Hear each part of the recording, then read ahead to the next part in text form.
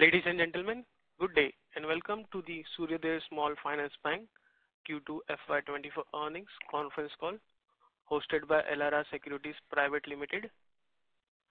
As a reminder, all participant lines will be in the listen-only mode and there will be an opportunity for you to ask questions after the presentation concludes. Should you need assistance during the conference call, please signal an operator by pressing star then 0 on your touchtone phone. Please note that the conference is being recorded. I now hand the conference over to Ms. Palak Shah from Elara Securities Private Limited. Thank you and over to you, ma'am. Thanks, Akshay. Good morning, everyone. On behalf of Elara Securities, I would like to welcome you all to the second quarter FY24 earnings call of Suryoday Small Finance Bank. We have with us a senior management team of Suryoday, represented by MD and CEO, Mr. Bhaskar Babu, CFO, Mr. Kanishka Chaudhary,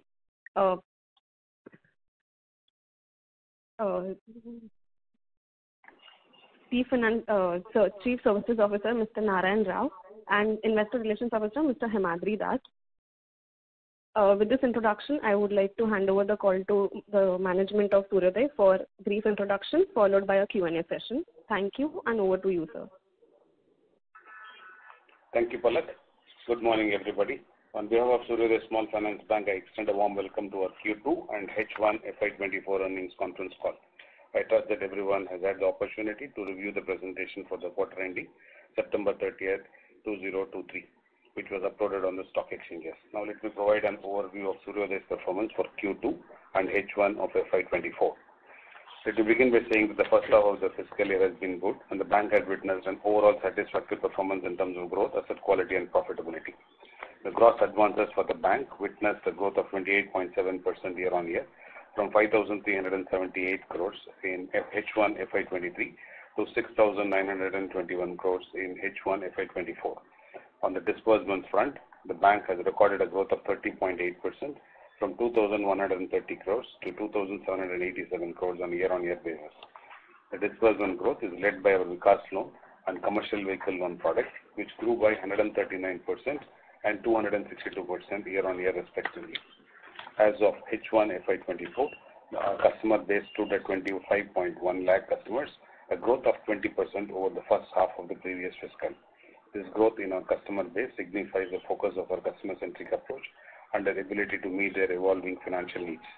In terms of profitability, the bank saw a PAT growing almost 4 times year-on-year basis to rupees 97.9 crores in H1 FY24. The uptick is mainly driven by growth, improved operational efficiency and asset quality optimization.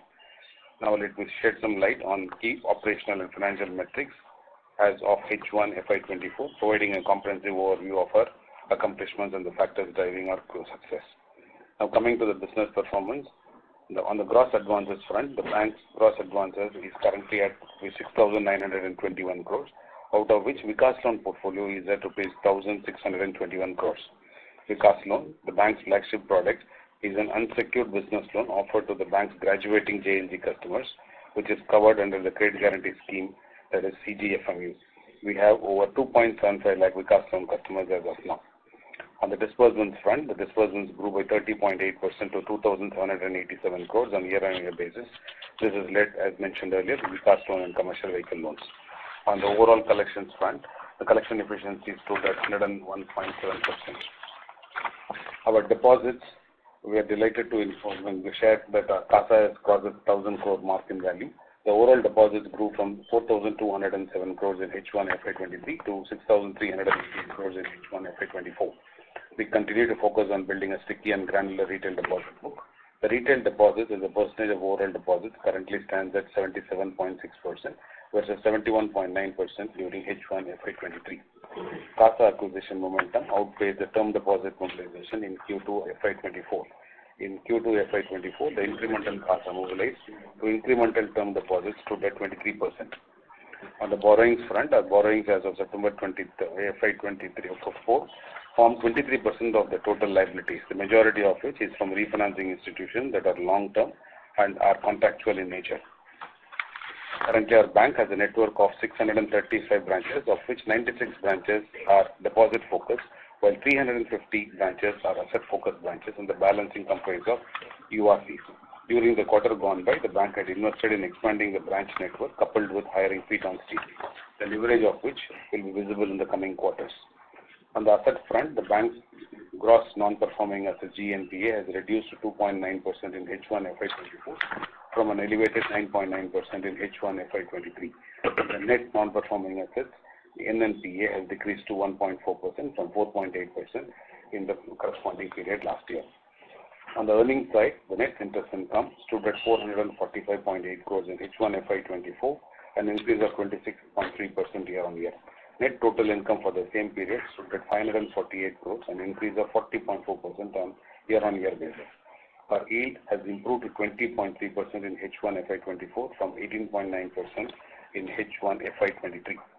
Our NIM has increased from 9.1% in H1 FY23 to 9.7% in H1 FY24. Our cost of funds has increased from 6.6% in the previous year to 7.2% in H1 FY24. Our cost to income stood at 56.7% as compared to 55.9% in H1 FY23. Cost to income, including the CGFMU guarantee expenses, stood at 61.5%. We continue to be very well capitalized, and currently the CRAR of our bank is 30.2%. Finally, to summarize, we are well on track to achieve our stated guidance in terms of overall growth and profitability. The bank will adopt a three-pronged strategy which will focus on expanding to newer geographies along with deepening penetration in the existing markets. Continue to build granular retail deposits with focus on CASA, focusing on growth and maintaining asset quality. Let me now hand it over for questions and answers. Thank you very much. Thank you. We will now begin the question and answer session. Anyone who wishes to ask a question may press star and 1 on their touchtone telephone. If you wish to remove yourself from the question queue, you may press star and 2. Participants are requested to only use handset while asking a question. Ladies and gentlemen, we'll wait for a moment while the question queue assembles.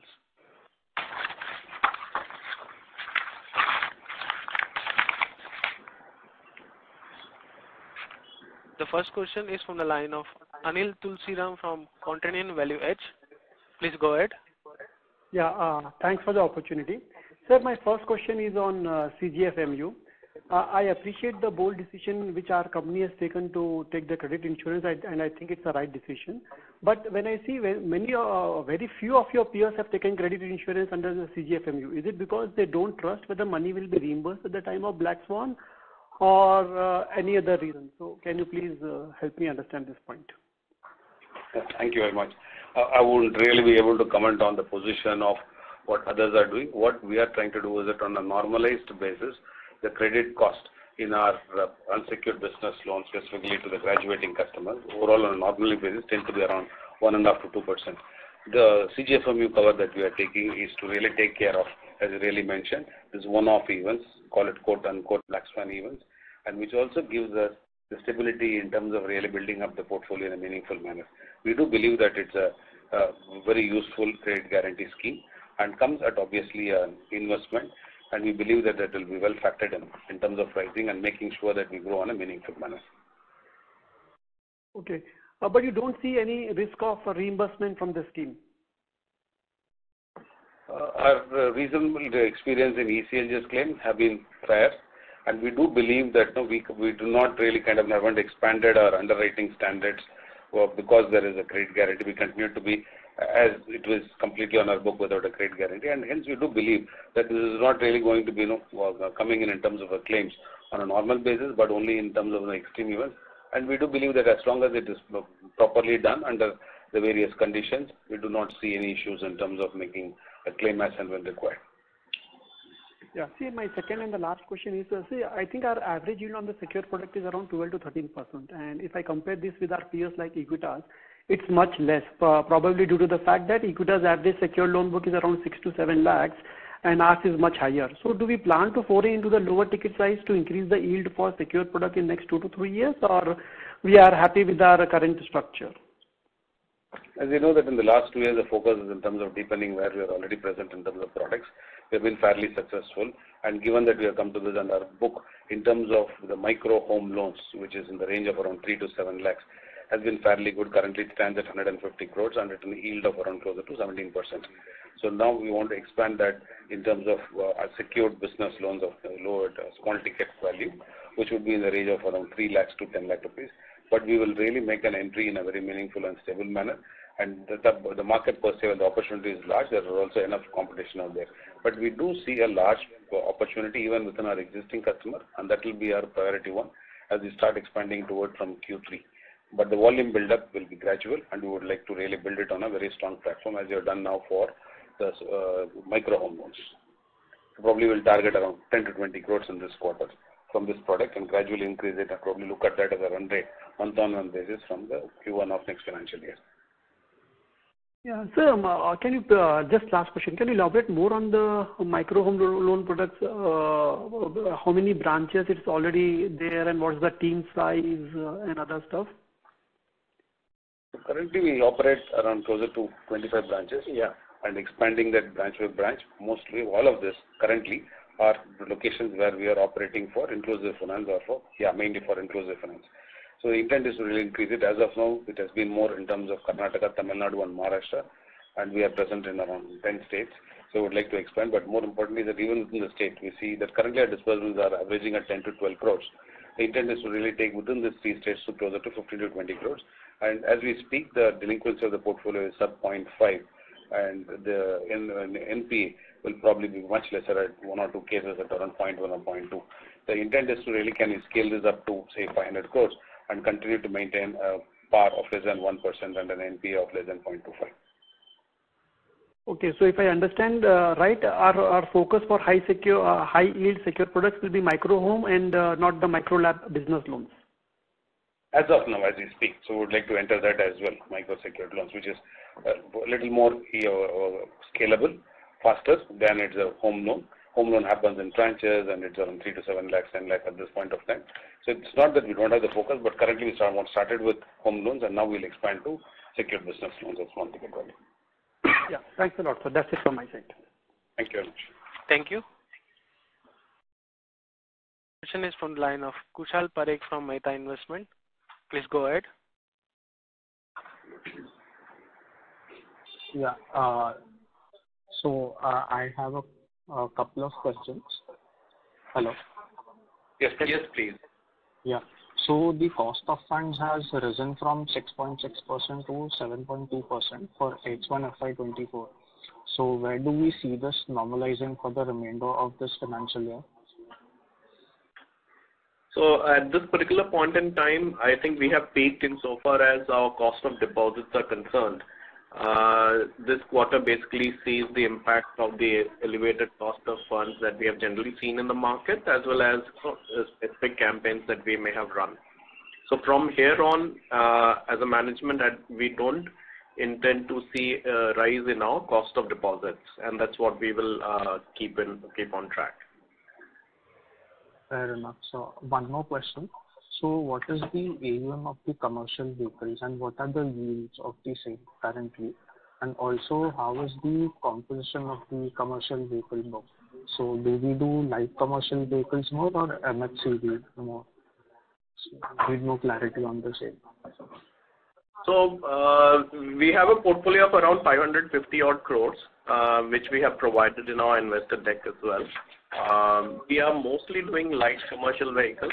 The idea is that now from here on we will get into commercial equipments as well, which is at a very early stage of ideation, but that's one segment that we would like to target.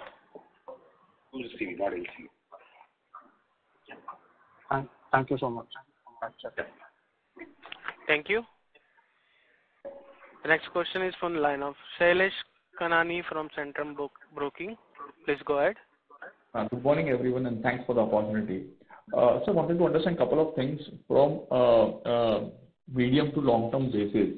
What would be our CTI, given that we have paying this on quarterly basis, this CGFMU, where our CTI is, I think, above the band what we had guided earlier. So what would be our revised CTI targets for next 2 years? Shailesh, I think CGFMU, while we kind of count it as an operating expense, we would like to think of it more as an provisioning or in terms of an investment in terms of the provisioning over a period of time. So mine is that except that would obviously be directly proportionate to the amount of portfolio we cover under that.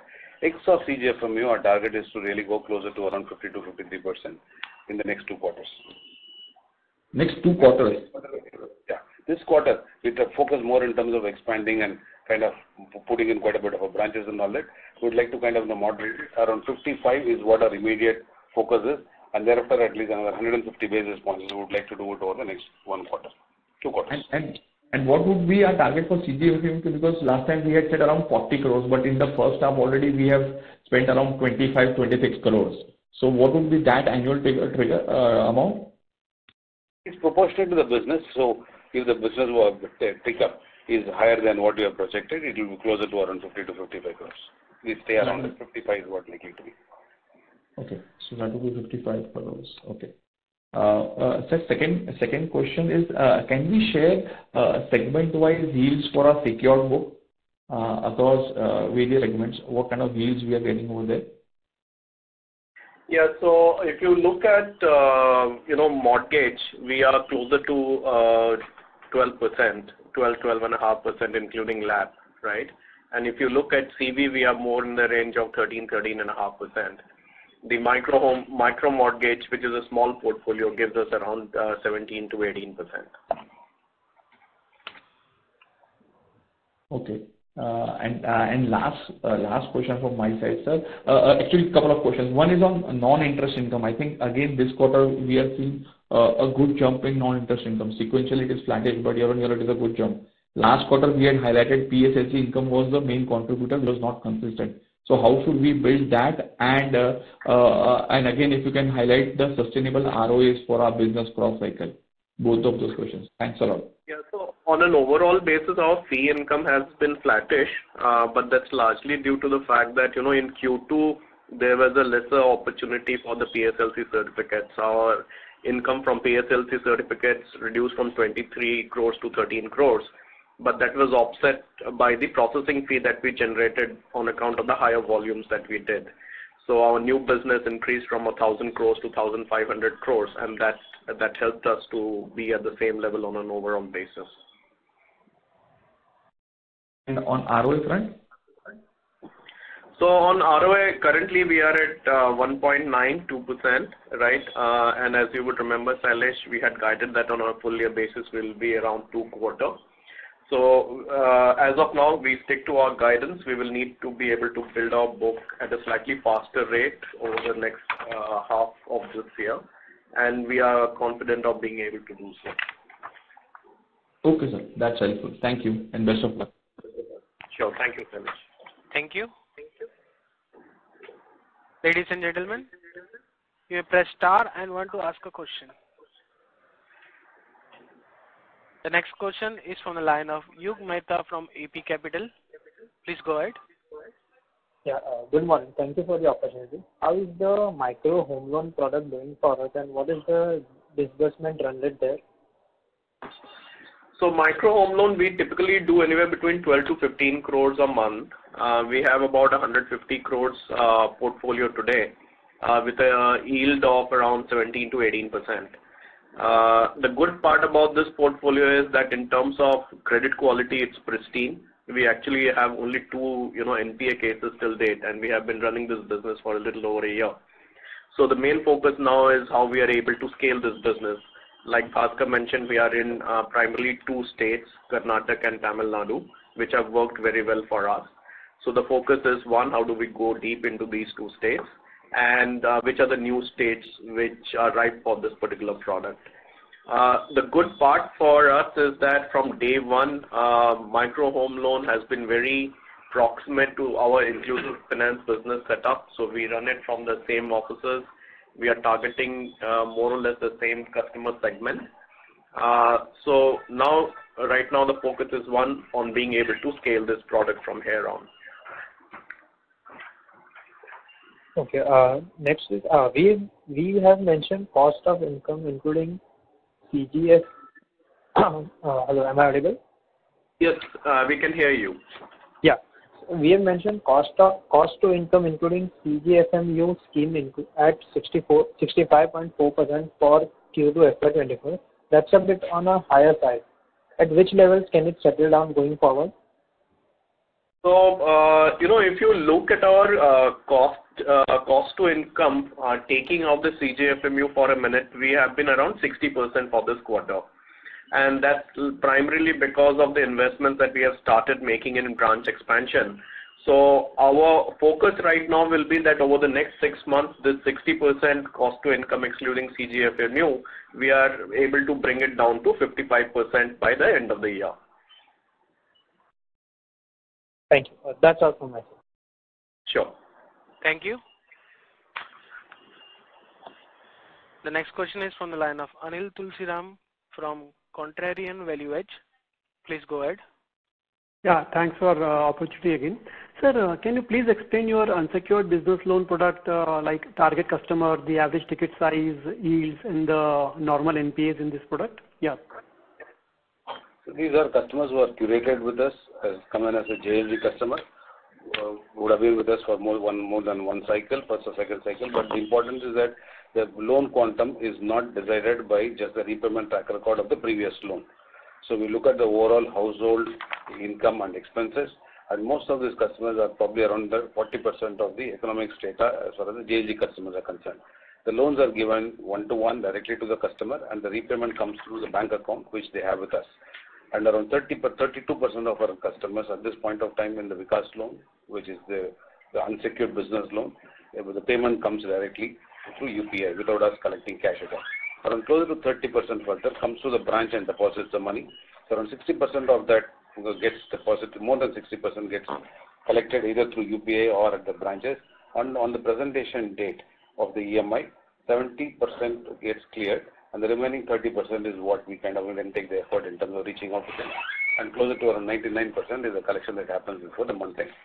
It's at the overall household level analysis, and fairly as of now as we speak, we are around 3 lakh customers. Intent is to really take it to closer to around 4.5 lakh customers at the end of the year. So the origination pool comes in from JLG. After curating, during that period, the assessment is done at the household level, and the quantum of the loan varies anywhere between 75,000 to maximum of around 1.5 lakhs at this point of time. But the average ticket size is around 75 to 80,000 as we speak. Sir, actually, I was asking about unsecured business loan, which is shown under asset quality as some 150 crore book, and the NPA was shown at 6.7% something. So that was the product I am talking about. That's a partnership product with partners. Yeah, so that's the book that we are running with our partners, and presently that book is primarily the book we are building with lending card. So they are unsecured business loans of around 150 odd crores, where we follow an FLDG model for the expansion of the business. At this particular point in time, yes, 6% is the kind of delinquency that we see. We are hoping to bring it down over the next 6 months. So what sort of ticket sizes do we give here, and what's the yield, and what is the FLDG do we get? Yeah, so ticket sizes will be around 3 to 5 lakhs. But insofar as our impairment is concerned, it is entirely covered by the DLG that we have, FLDG that we have from the partner. So to that extent, at this particular point in time, we are comfortable. Okay. And sir, on the last slide, under this FY24 guidance, you mentioned that partnership with digital platforms to mobilize low-cost deposits and assets. So can you elaborate more on this over the next 2 to 3 years? What sort of deposits and assets we want to build to the partnership? Because currently even the assets are quite minimal, I think, hardly 2% of the book. Yeah, so currently we are at the experimental stage, to be honest, right? So we want to pursue a couple of use cases with a few of the partners to then determine, the one that works the best for us, given the kind of customer segment that we are targeting. So it's too premature to say how much of, book share we want to target from these initiatives. So at this particular point in time, we are more, focused on driving the use cases and testing them out. Yeah. And sir, one last question. In the past, we have given sustainable ROAs, I think, around 3% guidance. So by when you think you will be able to achieve it? Any tentative guidelines for that? I think it will take us, around 18 months or so to be able to reach that. So, the first port of call is where we land by the end of the year. So on a full year basis, we said we will do 2 quarters, but Q4 exit will be more like 275. So that's how where we start, the next financial year, and then build over time to be able to come to a 4% number. Yeah, thanks a lot. So thanks a lot for answering very detailed. Sure. Thanks. Yeah. Thank you. The next question is from the line of Manav Vijay from Deep Financial Consultant. Please go ahead. Yes, thank you very much, sir. Sir, my first question is regarding the Vikas loans that you have. So I believe at the beginning of year, you were guiding for around 2,000 crores of Vikas loan by the end of this year. And now I think in this PPT, you have raised this guidance, I think around 2,500 crores. So is my understanding correct on that? And that is the reason why this CGFMU provision or the cover expenses guidance has also been raised? Yeah, so yes, right now we are looking at a portfolio build of around 2,500 crores for Vikas loans. And when we started the year, we were talking of more like a 2,000, 2,200 kind of a number. And the increased disbursement will be the reason for the higher CGFMU expenses because as we had indicated in our prior discussions as well, the entire Vikas loan portfolio and the JLG portfolio is covered under the CGFMU scheme. Okay. Second question is, so again at the beginning of year, you were guiding for a provision cost. I think quarter one call, you were guiding for a provision cost of around 50 crores for rest 9 months. You have taken 25 crores in this quarter two. That means rest 25 crores will come in H2, or we will again have a higher number? No, if you look at this time, we have taken 11 crores of floating provision, and we had another 4 crores of additional credit cost on account of impairments, right? Which is lower than what we did last quarter, because in last quarter we had to take a 41 crore of provision on the security receipts. So at this particular point in time, I think we will be in the similar range over the next 2 quarters. What we are hopeful of doing is to shift the entire provision that we made on account of the security receipts to the floating provision and improve our PCR. So for next 2 quarters, quarter 3 and quarter 4, should we build at 25 crores quarterly, or we should build at 25 crores for the entire second half? No, I think if you look, we will be doing around 20 odd crores per quarter, not more than that. That's like the outer limit. And the 40 crores that we had made provision in respect of security receipts will shift over to the floating provision to help us improve our PCR. Okay. Next question is regarding the employees. So I think this quarter you have ended with, I think, roughly around 7,000 employees, which is almost a growth of 10% quarter on quarter, and you have added, a decent number of branches as well. Now, I believe this is the build-up that you are, putting in on the ground for next year. Can you help us to understand how next year looks like to you? So, in the current year, like we had guided, we would be looking to have around 70 to 75 additional branches in the inclusive finance segment, and we will be targeting around 30 to 35 branches additionally on the retail banking.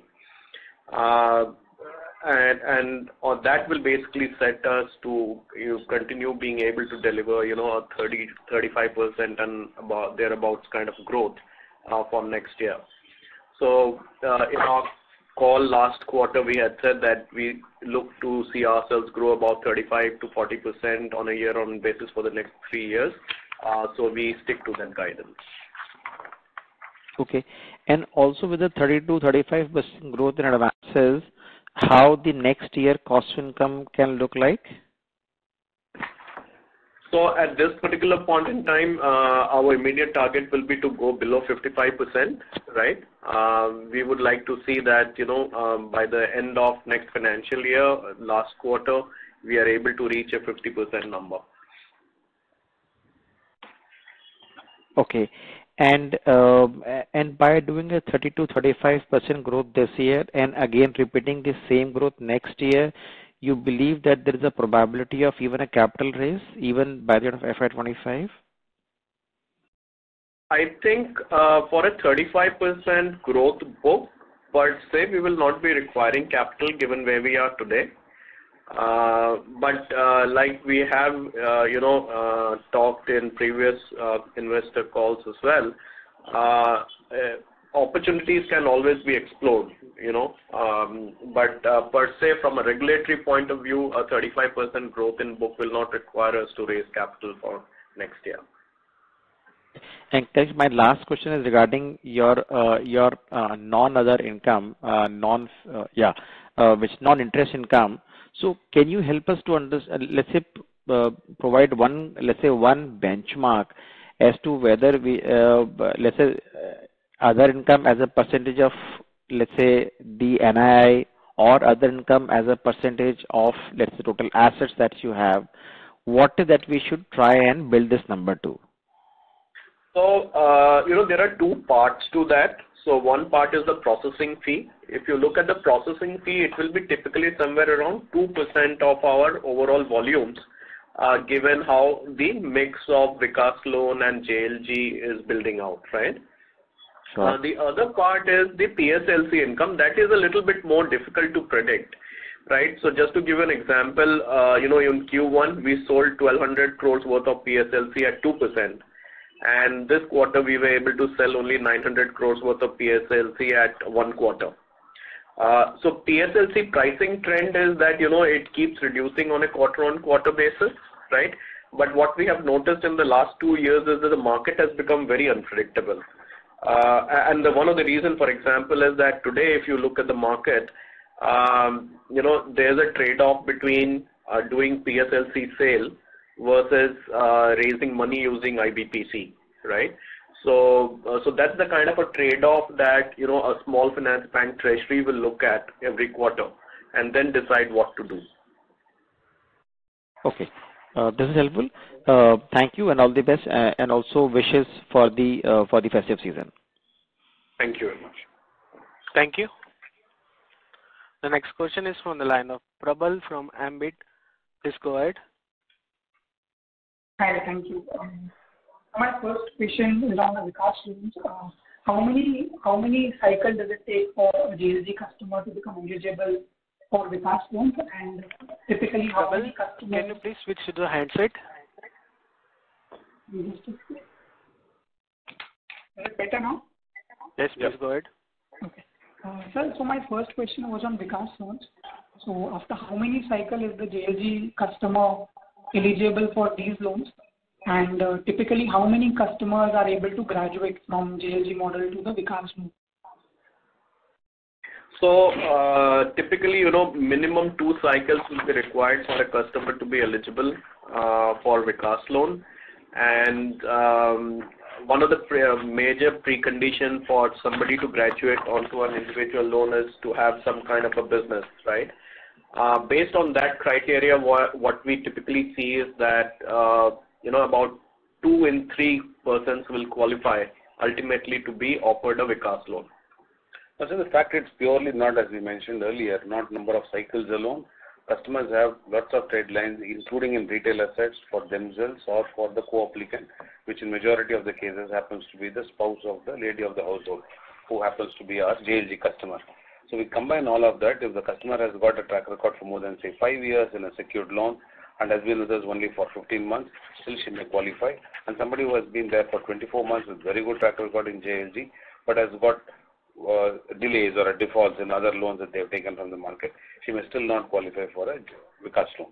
So it's a curated product. Currently, we run with probably a pre-approved number of customers of around closer to 5 lakhs and converting closer to around 70 to 75,000 on a month-on-month basis. We're targeting probably will end up with around just about 65,000 customers per month on the VL front. Okay. And the person underwriting a JLG loan and Vikas loan is the same person? Centralized underwriting through data, and the only input that comes from the field is in terms of wherever it is pre-approved, they may still choose not to really fund the customer based on the difficulty in terms of collecting from the customer on an ongoing basis. So they will have a right to drop off some customers, but it's a pure scorecard, FOIR, and BRE loan. But these are mostly pre-approved loans. It's not the customer coming to us and asking for a higher ticket size.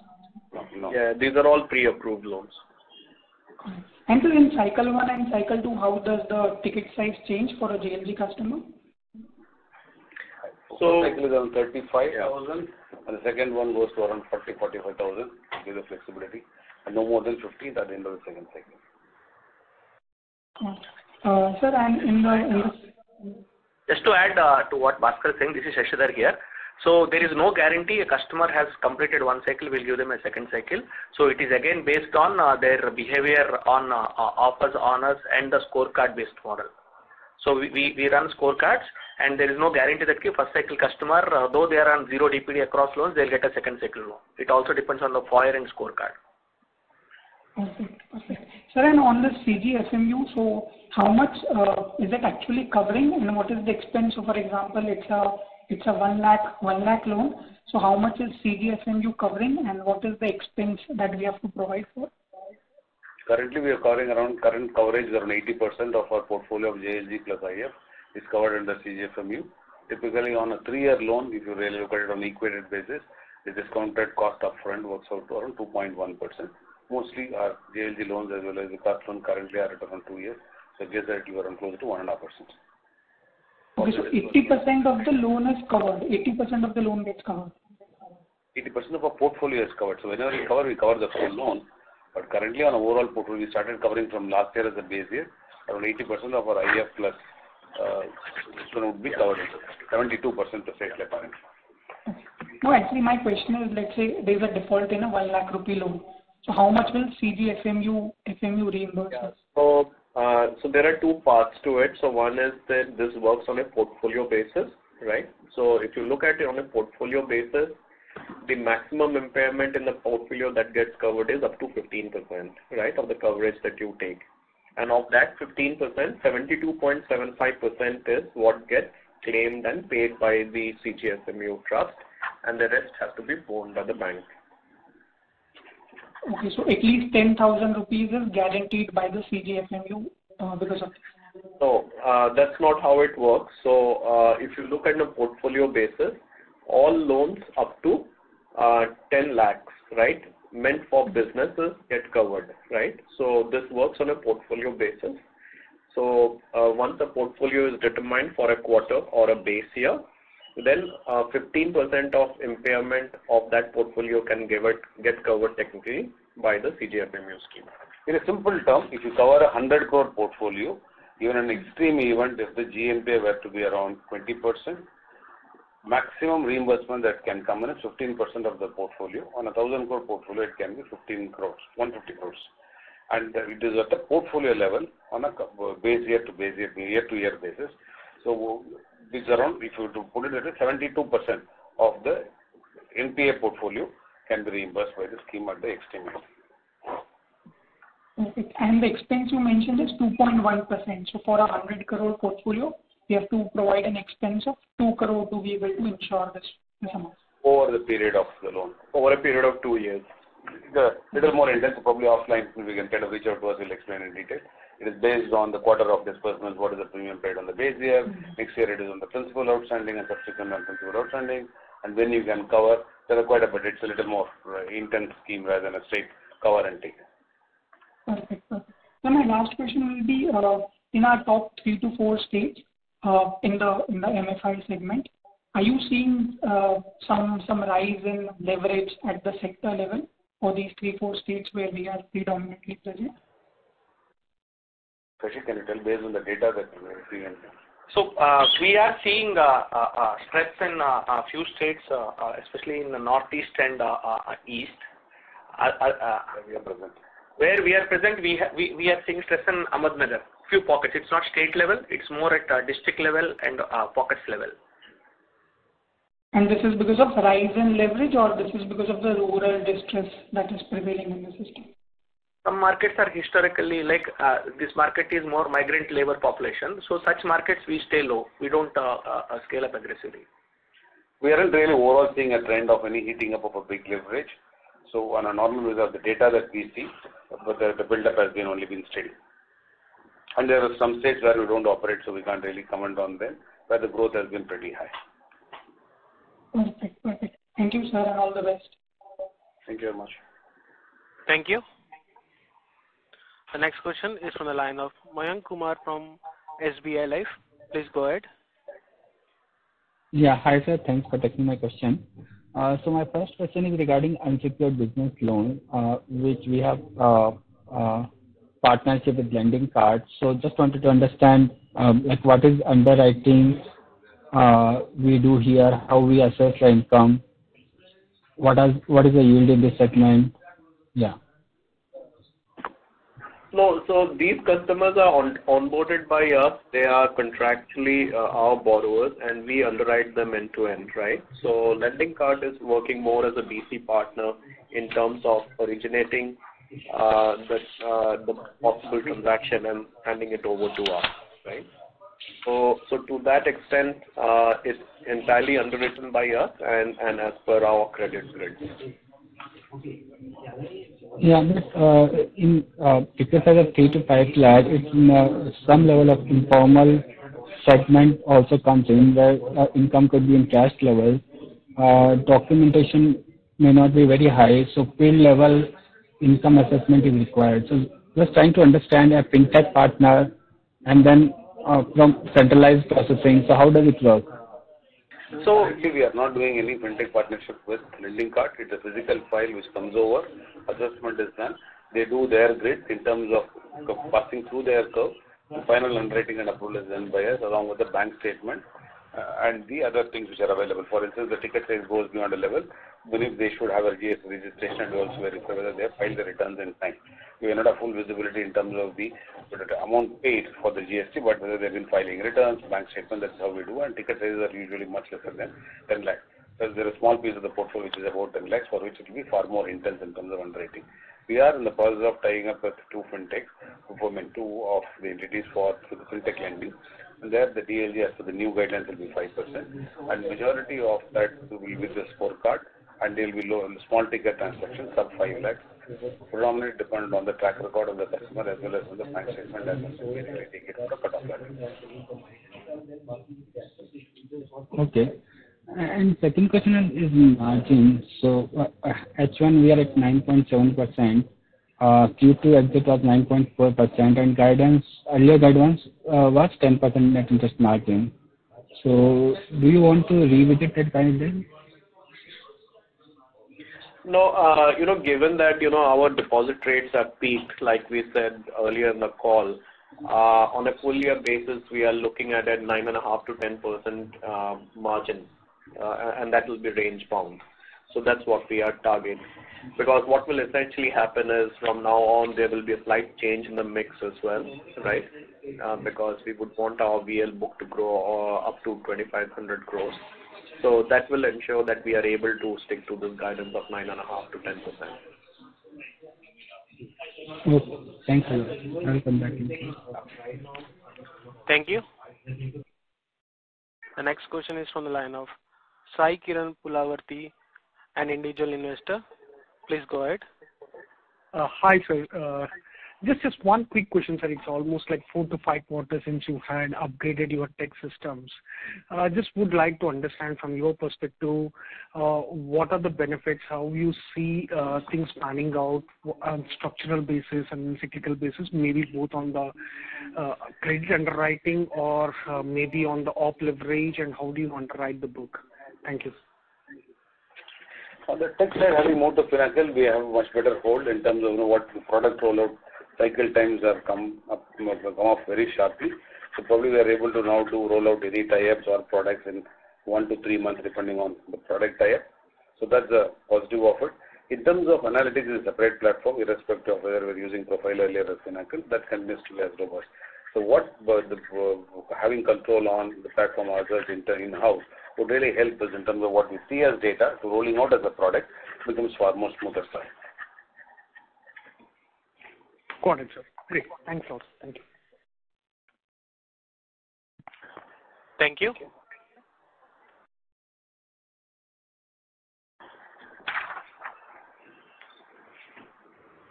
The next question is from the line of Anil Tulsiram from Continental Value Edge. Please go ahead. Yeah, thanks for the opportunity again. My question is on liabilities. 2-3 questions on liabilities. First, do we have any plans to increase the liability branches in the next 1 year? That is the one.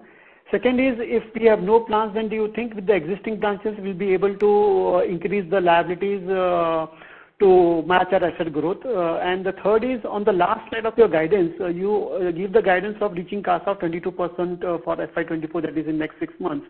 Our CASA has been declining, I think, though a couple of percentages, but for the last 2-3 quarters it's declined. So what is that we are going to do differently that in the next 6 months we will reach 22%? Yeah, that's the thing. Anil, I will have our retail banking head Himanshu answer the question. So Himanshu, over to you. Yeah, thank you, KC. Hi, Anil. So I take one by one.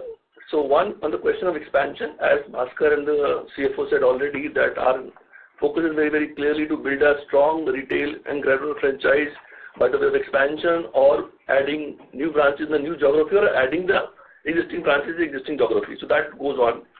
And as already highlighted by KC, we are looking to add about 30-35 fresh branches before this financial year end, and maybe converting few existing asset center into the composite branches, along with also doing and looking at various use cases of the digital and fintech partnerships. So all these three put together, I'm sure will give us the desired result. That's one. On the part of saying that how are we going to look at the 21% of the CASA ratio, if you look at trend in the industry today, because of the higher rate interest scenarios in the market today, if you look at across the industry, across all the banks, there has been a little bit deterioration of the CASA ratio. However, we are comparatively better off compared to other competition in the industry. And if you look at our book, it's primarily the retail book. 78% of our book is actually retail and 22% is only the big deposits. So our focus on building a truly granular retail book remains by virtue of adding the relationship channel in the branch banking setup and adding new product offerings. I hope that answers the question. Yeah. And also, and the last, you said given the guidance of CASA for 22%. Can you elaborate on that? See, Anil, what we did also was that there was a big focus in terms of looking at term deposits for building up the book. So and hence as a percentage, it has kind of come up, though we have touched 7,000 crores.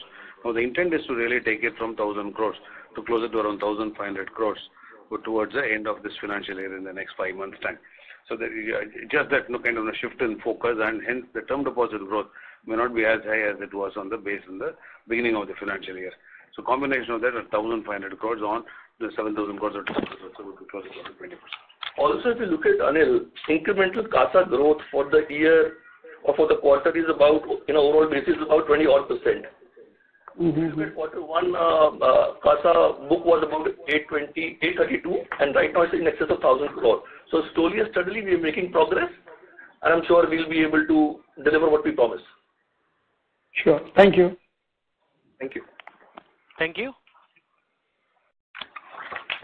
Ladies and gentlemen, that was the last question for today. I now hand the conference over to management for closing comments.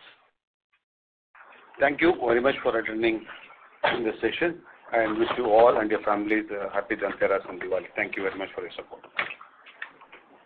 Thank you. On behalf of Elara Securities Private Limited, that concludes the conference call. Thank you for joining us, and you may now disconnect your lines.